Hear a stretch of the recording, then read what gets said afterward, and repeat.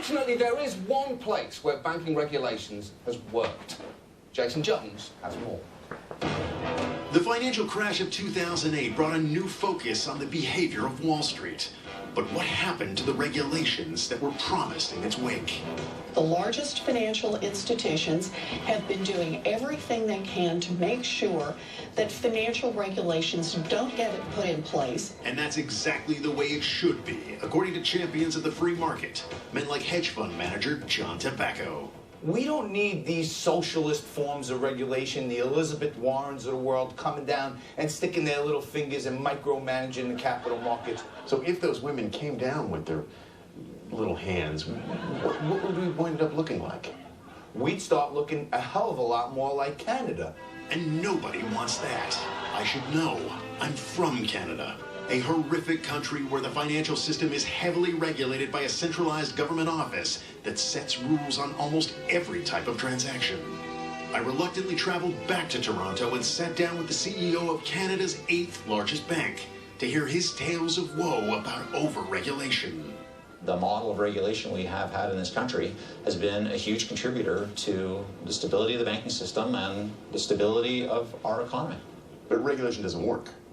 It definitely slows things down a little bit, but the Canadian banking system has not had a crash in 150 years or even longer. Housing crash? Absolutely not. The internet bubble? There's a couple stocks maybe that went down, but no. Market crash of 87. Market crash in 87, I don't think it was one that certainly affected the banking system. What about the Great Depression? No, our banking system persevered through the Great Depression as well. A ridiculous claim substantiated by nothing more than facts. But a real capitalist would know that's not the point.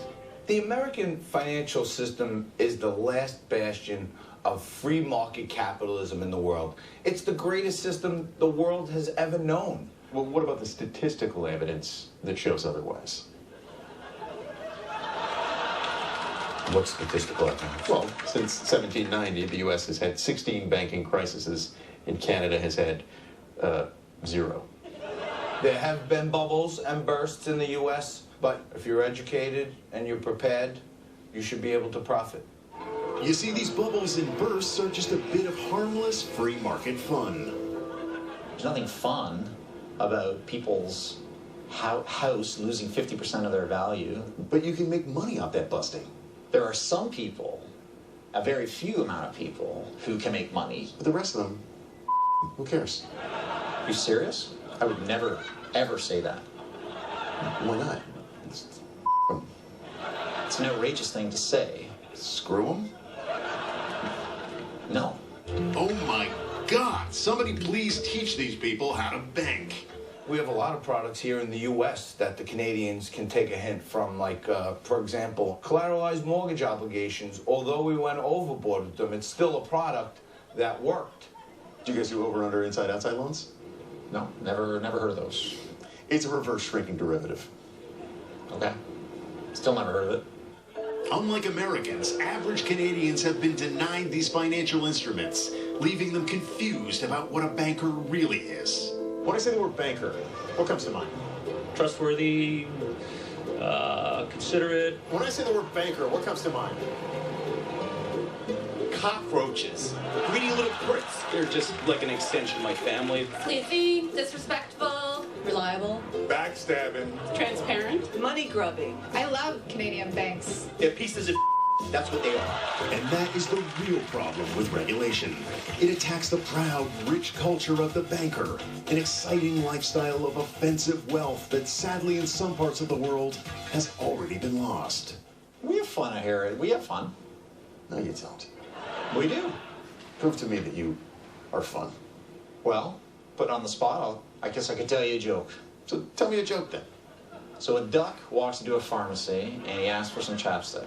And when he goes to pay, he says, "Put it on my bill." It's not a joke. What's the difference between jelly and jam? I don't know. You can't jelly your in a girl's mouth. Zing! And you can't jam regulation down a country's throat, because to do so would be to undermine our nation's entire financial philosophy. Finish this great American banking mantra. Greed is... Bad. Greed is... Dangerous. Okay. I guess Canadian Wall Street version's a little different. So America, you can have regulation, but only if you're prepared to live in a world that looks like this. The point is, ladies and gentlemen, that greed, for lack of a better word, is not good. Greed is Wrong. Greed Is not a quality that people look for in their bankers, eh? Thank you very much.